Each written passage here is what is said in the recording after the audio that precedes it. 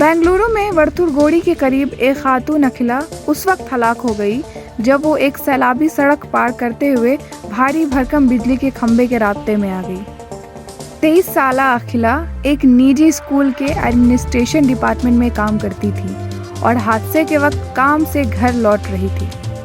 अखिला के घर के करीब पूरी सड़क पानी में डूबी हुई थी। पानी से बाहर निकलने की कोशिश के दौरान उसकी स्कूटी मुड़ गई और वो पानी में गिर गई और स्कूटी को बैलेंस करने की कोशिश में अखिला साथ वाले बिजली के खंभे में टकरा गई। जैसे ही वह खंभे से राब्ते में आई, उसे जोर का करंट लगा। एक राहगीर ने उसे फौरी तौर पर करीबी अस्पताल में दाखिल कराया, ताहम बाद में अखिला ने अस्पताल में ही दम तोड़ दिया।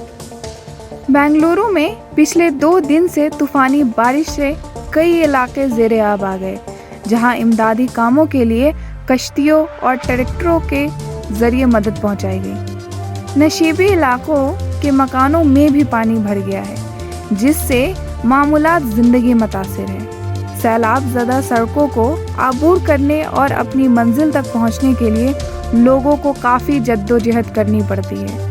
हवाई अड्डा भी इस पानी के जद में आ गया है।